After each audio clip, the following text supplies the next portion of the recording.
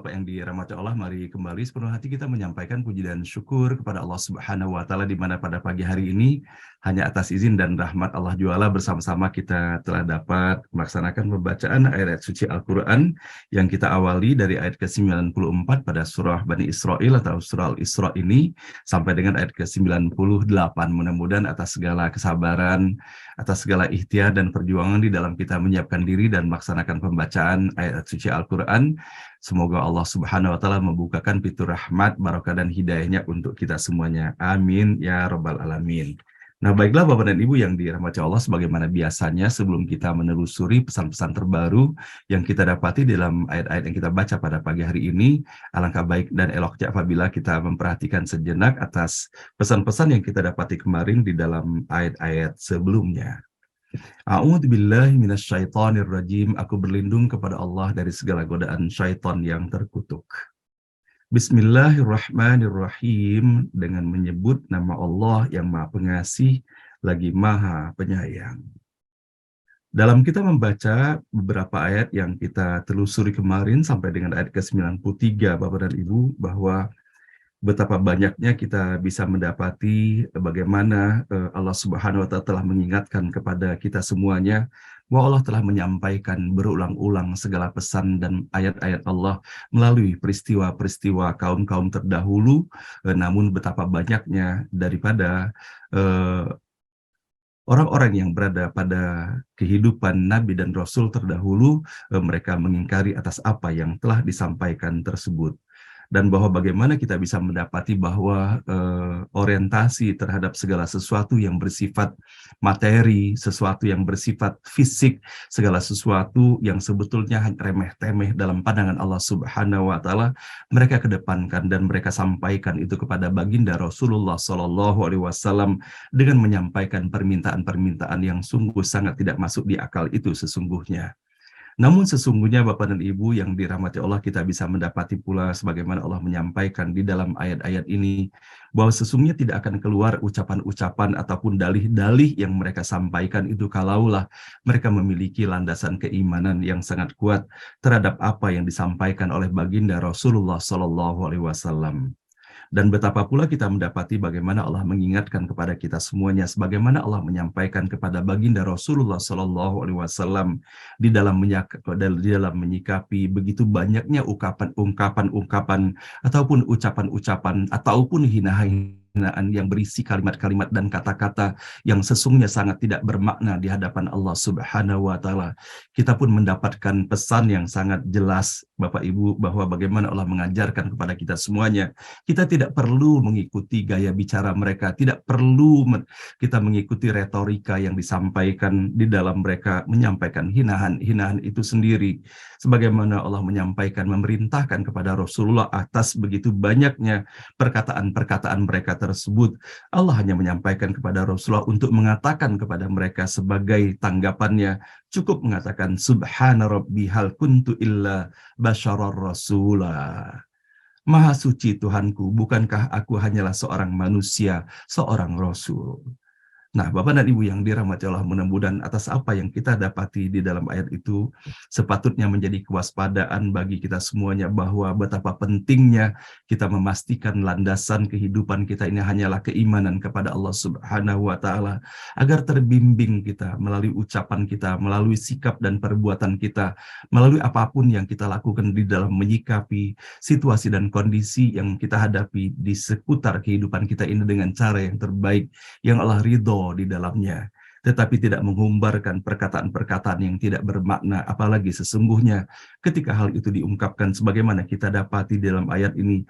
Bukankah ungkapan-ungkapan yang sangat tidak bermoral dan tidak berakhlak, jauh daripada nilai kesopan santunan yang disampaikannya kepada baginda Rasulullah SAW, hanyalah akan menjadi ucapan-ucapan dan perbuatan akan menghadirkan sesalan yang tidak terbatas bagi mereka, apalagi kita mendapati bahwa bagaimana ganjaran hukuman yang akan Allah berikan kepada orang-orang yang melakukan kekufuran kepada Allah Subhanahu wa Ta'ala dan melakukan penghinaan dan perintangan terhadap apa yang disampaikan oleh baginda Rasulullah SAW. Dan mudah-mudahan Bapak dan Ibu dengan kewaspadaan melalui peringatan yang telah Allah sampaikan kepada kita semuanya di dalam ayat-ayat sebelumnya, memberikan kemudahan pula bagi kita semuanya di dalam menelusuri ayat-ayat yang kita baca pada pagi hari ini. A'udzubillahi minasyaitonirrajim. Bismillahirrahmanirrahim.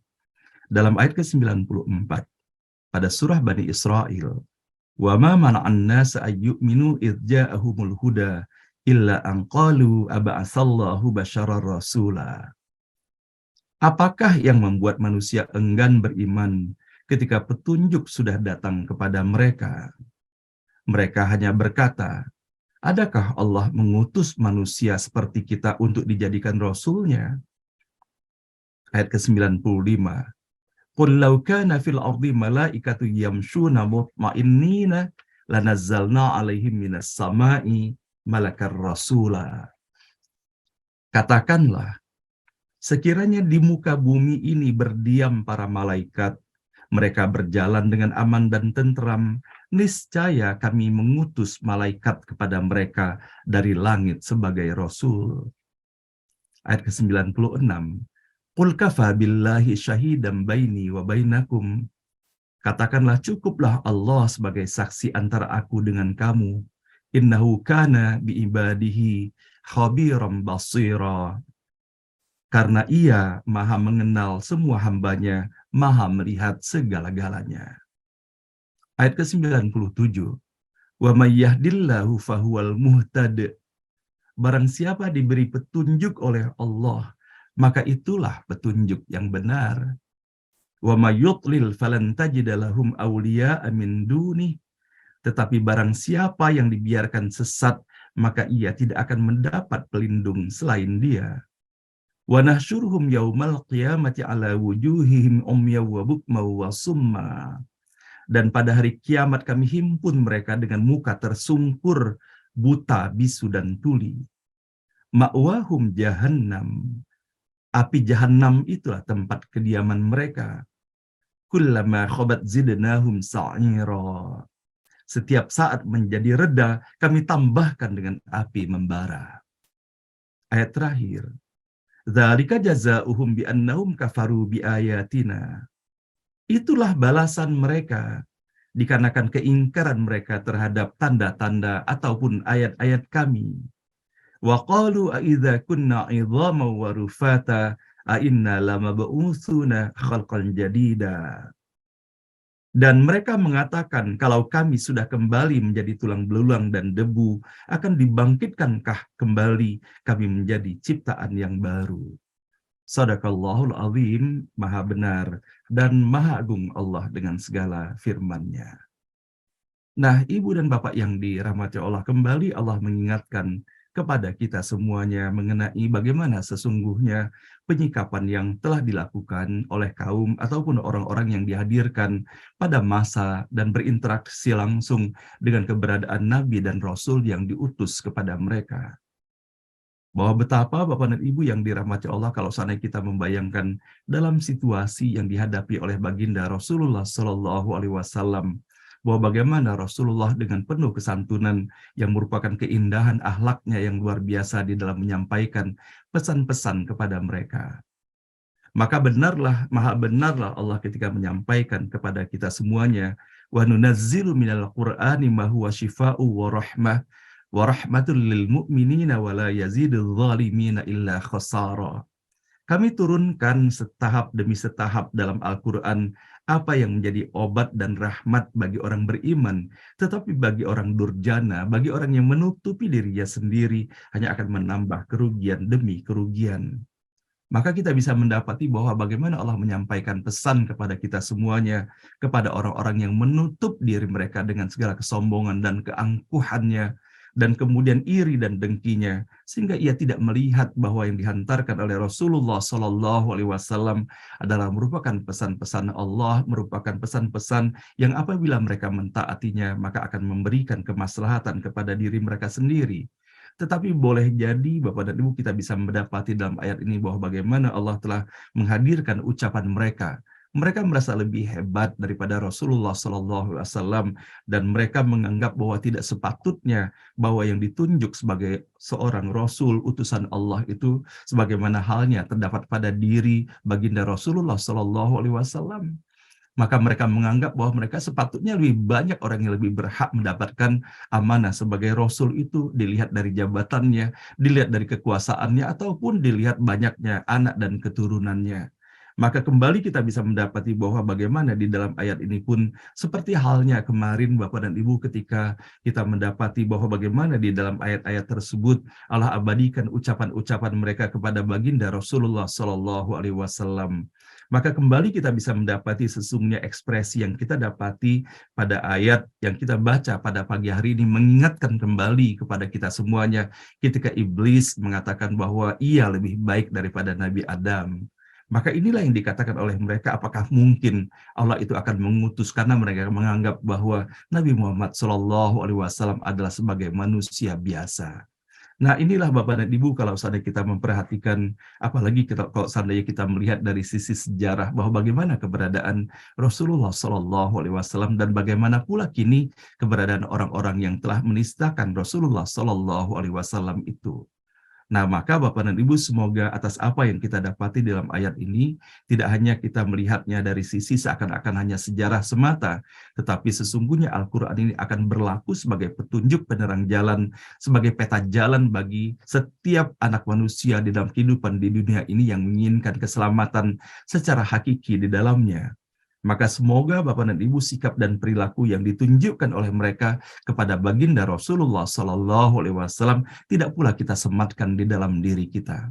Bahwa betapa banyak sekali kegagalan yang kita dapati dalam kehidupan ini ketika kita merasa bahwa kita lebih baik daripada orang lain, bahwa kita lebih pantas di dalam menyandang segala sesuatu, sehingga Bapak dan Ibu kita lupa bahwa sesungguhnya ketika kita merasa bahwa diri kita lebih baik, sesungguhnya yang digunakan itu adalah atas apa yang telah digunakan dan diucapkan oleh iblis pada awal penciptaan anak manusia, yaitu Nabi Adam alaihissalam. Dan betapa Bapak dan Ibu yang dirahmati Allah, sesungguhnya Allah mengingatkan kepada kita semuanya, termasuk melalui ayat ke-94 ini, karena Allah Maha Pengasih, Allah Maha Penyayang bagi kita semuanya. Dan Allah telah menyampaikan bahwa pada diri Rasulullah SAW, Allah telah jadikan sebagai contoh dan teladan utama bagi kita semuanya. Dan bahwa bagaimana Rasulullah SAW telah menyampaikan bahwa Rasulullah dibangun dan diutus oleh Allah itu liutammima makarimal akhlak, untuk membangun akhlak itu sendiri. Maka sesungguhnya tidak ada pakaian sejati yang memperindah kita semuanya Bapak dan Ibu kecuali pakaian ketakwaan, kecuali pakaian akhlak itu sendiri. Maka betapa buruknya sesungguhnya ketika pakaian yang digunakan oleh iblis dengan kesombongan dan keangkuhannya sehingga menghadirkan perkataan-perkataan yang tidak bermakna. Maka semoga melalui ayat ini Bapak dan Ibu kita meningkatkan keistiqomahan kita untuk memperhatikan benar betapa Allah memerintahkan kepada kita untuk memperbanyak istighfar, terutama dalam episode terakhir boleh jadi perjalanan kehidupan kita sekarang ini. Maka salah satu aspek ataupun elemen yang membuat kita memohon ampun kepada Allah Subhanahu wa taala bahwa boleh jadi disadari atau tidak sadari pada hari kemarin ataupun hari-hari sebelumnya kita mengenakan pula pakaian kesombongan, keangkuhan dan kecongkakan itu. Padahal sesungguhnya Bapak dan Ibu kalau saja kita mengenakan sedikit saja pakaian itu, kecongkakan, keangkuhan, kesombongan itu, maka sesungguhnya Bapak dan Ibu kita mengenakan pakaian yang buruk dan pastikanlah bahwa lambat laun orang pun akan menjauh dari kita semuanya kalau seandainya kita mengenakan sedikit saja pakaian kesombongan dan keangkuhan, apalagi iri hati dan dengki, sebagaimana yang kita dapati ketika mereka mengatakan hal ini kepada baginda Rasulullah SAW. Dan begitu pun Bapak dan Ibu yang dirahmati Allah, bahwa Allah Maha Tahu, Allah yang telah menciptakan seluruh alam semesta ini, dan Allah yang menciptakan kita semuanya. Namun disadari atau tidak disadari dari apa yang kita dapati di dalam perjalanan kehidupan Nabi Muhammad SAW, bagaimana menghadapi kaum-kaumnya dan orang-orang yang berada di seputarnya, termasuk orang-orang ahli kitab itu sendiri, bahwa mereka menganggap seakan-akan mereka yang mengatur perjalanan kehidupan ini. Padahal betapa mudahnya bagi Allah Subhanahu wa Ta'ala ketika Allah ingin memberikan petunjuk, ingin memberikan amanah kepada seseorang yang diangkat sebagai nabi atau rasulnya, sebagai utusannya untuk menyampaikan pesan-pesan tauhid di dalam kehidupan ini. Inilah yang Allah sampaikan bahwa tidak hanya di dalam alam kehidupan manusia, bahwa dalam kehidupan malaikat pun, kalau sana Allah ingin mengangkat bahwa di antara malaikat itu dijadikan Allah sebagai utusannya, maka Allah pun bisa melakukan itu. Dan betapa mudahnya bagi Allah untuk menetapkan segala sesuatu. Nah, Bapak dan Ibu yang dirahmati Allah, melalui ayat ke-96 sepatutnya menjadi kewaspadaan, menjadi cara juga bagi kita untuk meningkat introspeksi bagi diri kita semuanya. Bahwa betapa Bapak dan Ibu yang dirahmati Allah ketika Allah telah memberikan anugerah yang luar biasa bagi kita semuanya dengan seluruh kelengkapan dan segala persyaratan ataupun segala sesuatu yang kita butuhkan di dalam kehidupan ini.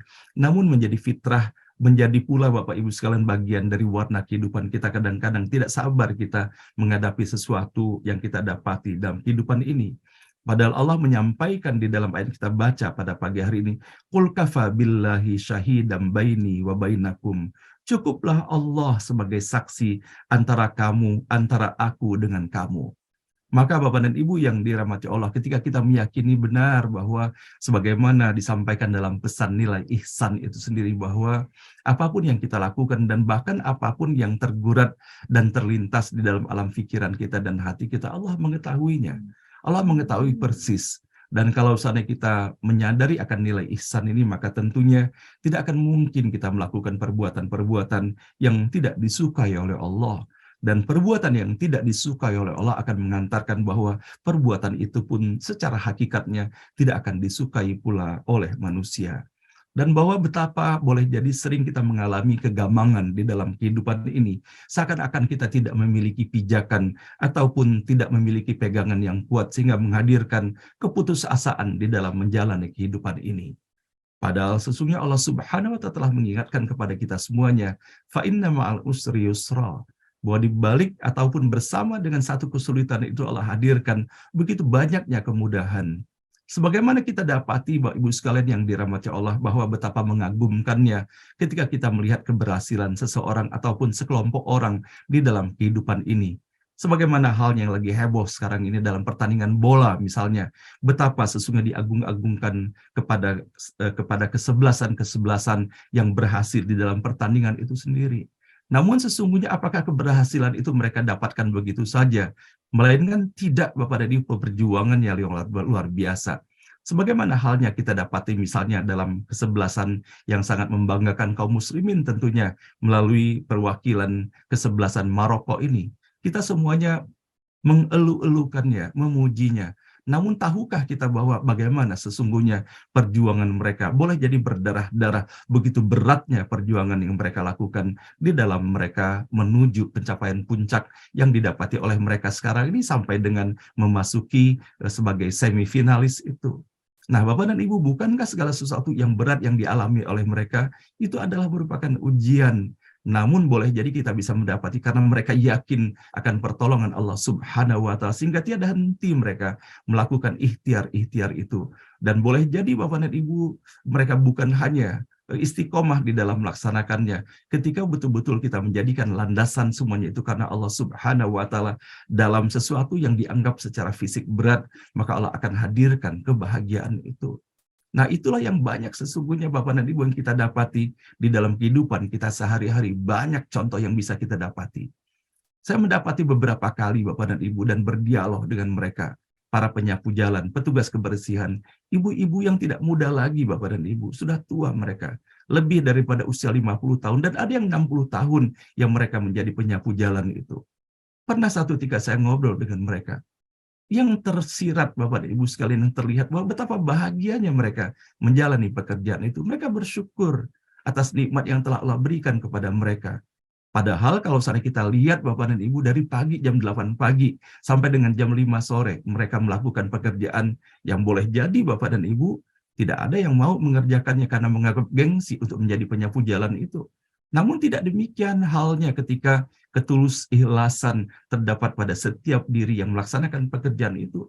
Mereka tidak merasa hina dengan pekerjaan itu menjadi penyapu jalan, namun mereka justru merasa bangga bahwa melalui profesi penyapu jalan itulah mereka bisa membawa rezeki pulang yang mereka bisa peruntukkan untuk makan minum suami ataupun untuk anak-anak mereka. Nah, Bapak dan Ibu yang dirahmati Allah, karena apa yang mereka jadikan landasan? Cukup Allah, mereka yakin bahwa Allah yang Maha mengatur rezeki itu sendiri. Dan kalau saya kita perhatikan Bapak dan Ibu, yang kita dapati dalam ayat ini, qul kafa billah, maka cukuplah dengan Allah. Maka tidak hanya di dalam ayat ini Allah menyampaikan hal ini. Maka untuk menjadi penguat dan mudah-mudahan menjadi motivasi bersama bagi kita semuanya Bapak dan Ibu. Boleh jadi selama ini kita belum sepenuhnya menyadarkan diri kita kepada Allah. Maka dari itulah kegalauan permasalahan selalu muncul seakan-akan tiada hentinya mendera di dalam kehidupan kita sehari-hari. Kita dapati bahwa bagaimana Allah menyampaikan pesan ini untuk kita semuanya.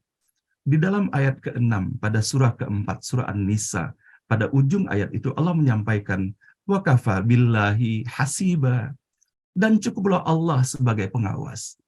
Nah, maka Bapak dan Ibu boleh jadi kita sibuk di dalam perjalanan kehidupan kita sehari-hari, mengawasi apa yang dilakukan oleh orang lain, bahwa benar atau tidak yang telah dilakukannya, cukup atau tidaknya, sehingga sibuk kita memperhatikan bagaimana kinerja orang lain, bagaimana sepatutnya hal yang dilakukan orang lain, sehingga kita lupa bahwa sebetulnya Allah yang Maha Pengawas itu tidak perlu kita menjadi pengawas atas apa yang dilakukan oleh orang lain, tetapi bersibuklah kita mengawasi atas apa yang kita lakukan kepada diri kita sendiri. Dan begitu pun kita bisa mendapati bahwa bagaimana Allah menyampaikan kembali dalam surah yang sama, dalam surah An-Nisa, surah perempuan. Allah menyampaikan, wa kafa billahi nasira, dan cukuplah Allah menjadi penolong bagimu. Boleh jadi Bapak dan Ibu kadang-kadang kita merasa berat sekali menjalani kehidupan ini. Seakan-akan kita menjadi orang yang paling menderita di dalam kehidupan ini. Namun kita lupa bahwa sesungguhnya berpuluh-puluh tahun kita sudah menjalani kehidupan ini. Dan kita masih dilindungi oleh Allah. Masih bisa makan kita, masih bisa minum kita, masih bisa berpakaian kita. Dan bahwa betapa sesungguhnya boleh jadi kalau saat kita mau melihat ke belakang, lebih banyak lagi, lebih berat lagi sesungguhnya persoalan yang telah kita hadapi dalam kehidupan ini. Namun kita bisa sukses melewatinya. Nah, maka disinilah Allah Subhanahu wa Ta'ala menyampaikan, wa kafa billahi nasira. Kita lupa bahwa sesungguhnya Allah yang Maha Penolong itu, bukan manusia. Betapa ruginya kalau kita menggantungkan diri kepada manusia, tetapi kita tetaplah berbuat baik dengan menggantungkan harapan bahwa Allah akan menolong kita. Kalau kita betul-betul melakukan perbuatan baik, pasti Allah akan tolong kita, tidak akan mungkin Allah membiarkan kita. Dan begitu pun Allah Subhanahu wa Ta'ala menyampaikan kepada kita semuanya. Kita jangan sibuk mengenai bagaimana kualifikasi pekerjaan yang dilakukan oleh orang lain ataupun hukuman apa yang akan didapatnya. Allah Subhanahu wa Ta'ala menyampaikan kepada kita semuanya sebagaimana kita dapati. Perhatikanlah betapa mereka mengada-adakan dusta terhadap Allah, dan cukuplah perbuatan itu menjadi dosa yang nyata bagi mereka. Jadi tidak perlu kita risau bahwa Allah akan mencatat perbuatan kita dan perbuatan orang lain, dan bukan pada posisi kita untuk memberikan hukuman, dan bukan pula pada posisi kita untuk menilai baik atau buruknya pekerjaan mereka. Dan begitu pun kita bisa mendapati bahwa bagaimana Allah sampaikan di dalam ayat ke-55 terus masih berada dalam surah An-Nisa. Maka di antara mereka yang dengki itu ada yang beriman kepadanya, dan ada pula yang menghalangi manusia beriman kepadanya. Cukuplah bagi mereka neraka jahanam yang menyala-nyala apinya. Wa kafa bi jahannam sa'ira. Dan bukankah Bapak dan Ibu yang dirahmati Allah, hanya Allah yang berhak menetapkan siapa yang mendapatkan hukumannya dan siapa pula yang mendapatkan rahmatnya. Dan begitu pun Allah pun menyampaikan di dalam surah An-Nisa, terus beruntun Bapak dan Ibu dalam ayat ke-70 dan juga dalam ayat ke-79. Dzalikal fadlu minallahi wa kafa billahi alima. Yang demikian itu adalah karunia dari Allah, dan cukuplah Allah yang Maha mengetahui. Wa kafa billahi syahida, dan cukuplah Allah yang menjadi saksi. Nah, bukankah kita menjalani kehidupan ini, Bapak Ibu sekalian, kullukum ra'in wa kullukum mas'ulun ar-ra'iyatihi, bahwa setiap diri kita akan diminta pertanggungjawaban dari Allah Subhanahu wa Ta'ala. Maka yang paling penting ketika kita memperhatikan di dalam ayat ini, bagaimana sesungguhnya kualitas dan bersandarnya kita kepada Allah Subhanahu wa Ta'ala. Jangan kita memasuki wilayah Allah, Bapak Ibu sekalian, bahwa Allah yang menjadi saksi hakiki di dalam perjalanan kehidupan ini untuk menentukan baik atau buruknya perbuatan yang kita lakukan ataupun yang dilakukan oleh orang-orang yang berada di seputar kita. Dan Allah Maha mengetahui sesungguhnya apakah seseorang itu berbuat baik atau tidaknya. Dan begitu pula dengan diri kita. Allah mengetahui bahwa bagaimana kita berbuat baik atau buruknya di dalam kehidupan ini. Dan kalau saat kita merasakan kegalauan di dalam kehidupan ini, Allah telah memberikan garansinya kepada kita. Kembali lagi Bapak Ibu sekalian di dalam surah An-Nisa di dalam ayat ke-81, wa kafa billahi wakila. Maka cukuplah Allah yang menjadi pelindung. Maka kalau saat kita telah menjadikan Allah sebagai pelindung, sebagai penjaga kita, apakah masih perlu ada kerisauan dan kekhawatiran kita terhadap permasalahan yang kita hadapi di dalam kehidupan ini? Dan betapa kalau saat ini kita memperhatikan tidak hanya berentet ayat-ayat mengenai wakafa billah ini terdapat dalam surah An-Nisa, dan bahkan mengenai wakafa billahi wakila. Allah sampaikan kembali dalam ayat ke-132, wakafa billahi wakila. Cukuplah Allah sebagai pemeliharanya, dan cukuplah Allah pula sebagai pelindungnya. Nah, Bapak dan Ibu yang dirahmati Allah, kalau saat ini kita memperhatikan betapa sesungguhnya Allah Maha Pengasih dan Allah Maha Penyayang kepada kita semuanya, bahwa betapa Allah menjamin kita, Allah memberikan perlindungan kepada kita semuanya. Maka kalau misalnya kita masih menghadapi permasalahan di dalam kehidupan ini, yang apalagi kalau misalnya kita telisik permasalahan itu sebetulnya yang muara itu adalah dari diri kita sendiri, maka sepatutnya kita menilai kembali, sudahkah sepenuhnya kita bersandarkan kepada Allah, ataukah jangan-jangan kita masih lebih banyak kita menyandarkan kehidupan ini terhadap sesama makhluk kita. Nah, bahwa betapa ruginya kalau saat kita masih menggunakan tata nilai yang demikian, membuat kita menjadi rentan dan rapuh di dalam menjalani kehidupan ini. Maka sesungguhnya Bapak Ibu sekalian yang dirahmati Allah, agar kita mendapatkan ketegaran dari Allah, itulah yang kita sampaikan dalam setiap saat, termasuk di dalam salat kita, ihdinas siratal mustaqim itu. Maka ketika kita menyampaikan ayat itu bukannya sekedar pelengkap sebagai sesuatu yang wajib kita baca di dalam sholat kita, namun itu doa yang kita sampaikan kepada Allah. Bahai Allah, tunjukilah kami kepada jalan yang lurus, dan kita istiqomah di dalam menelusuri jalan yang lurus itu. Yaitu jalan yang dilalui orang yang Allah beri nikmat, dan bukan jalan-jalan yang dilalui oleh orang yang Allah murka kepada mereka yang Allah sesatkan. Wa may yahdillahu fahuwal muhtad. Barang siapa diberi petunjuk oleh Allah, maka itulah petunjuk yang benar. Nah, mudah-mudahan Bapak dan Ibu yang dirahmati Allah, kita bisa menyelaraskan antara doa yang kita hantarkan kepada Allah dengan perbuatan dan ucapan yang kita lakukan di dalam kehidupan kita sehari-hari. Mudah-mudahan kesatu paduan antara apa yang kita ucapkan dengan apa yang kita pikirkan, dengan apa yang ada di dalam hati kita, dan apa yang kita laksanakan di dalam kehidupan kita sehari-hari. Mudah-mudahan dengan itu semuanya Allah hadirkan kelapangan dada bagi kita semuanya. Dan dengan kelapangan dada itulah semoga betapa mudahnya kemudian kita dapat menyerap setiap hikmah petunjuk yang Allah berikan bagi kita semuanya. Subhanaka la ilma lana illa ma 'allamtana innaka antal alimul hakim. Maha suci Allah Subhanahu wa Ta'ala, tidak ada ilmu pada kita melainkan hanya atas apa yang Allah ajarkan kepada kita semuanya. Mudah-mudahan Allah senantiasa memberikan petunjuk dan hidayah kepada kita semuanya, termasuk melalui setiap huruf, setiap kata dan ayat yang kita baca setiap pagi ini. Semoga dalam rasa syukur kita kepada Allah bahwa Allah izinkan kita untuk menelusuri pesan-pesan dan ayatnya. Semoga Allah pun memberikan kemudahan bagi kita untuk memahami maknanya, dan semoga Allah rundukkan hati kita. Allah jauhkan kita dari kesombongan, Allah jauhkan kita dari kecongkakan, dari keangkuhan, dan Allah jauhkan pula dari kita semuanya sekecil apapun sifat iri dan dengki, dikarenakan semuanya itu hanyalah akan menimbulkan kerugian semata bagi kita. Kerugian secara emosional, kerugian dalam kita menjalani kehidupan dunia, dan na'udzubillah bahwa hal itu apabila merugikan pula dalam kehidupan akhirat kita. Semoga Bapak dan Ibu kita dapat meresapi benar doa yang kita hantarkan di dalam setiap kajian ini. Rabbi syrah li sadri. Kita memohon kepada Allah agar Allah memberikan kelapangan bagi dada kita. Wa yassirli amri, dan Allah mudahkan semua urusan kita, urusan di dalam upaya kita mendapatkan keridhaan Allah. Wahlul uqdatam min lisani, dan semoga Allah hilangkan kekeluhan dari lisan kita. Allah hilangkan kekeluhan itu untuk menyampaikan pesan-pesan kebaikan semata. Kemudian Bapak Ibu sekalian, yafqahu qauli, agar kita bisa menjalankan silaturahim dalam kehidupan ini dengan sebaik-baiknya.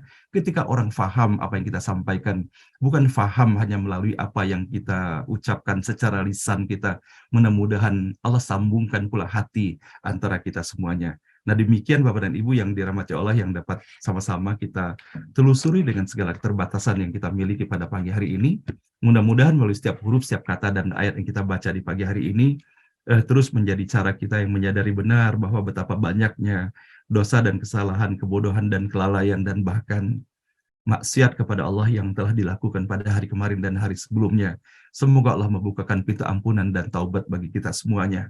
Dan semoga pula melalui setiap huruf, setiap kata dan ayat yang kita baca di pagi hari ini, Allah Subhanahu wa Ta'ala membukakan pintu rahmat, barakah, hidayah, dan ridhonya untuk kita semuanya. Amin ya Rabbal Alamin.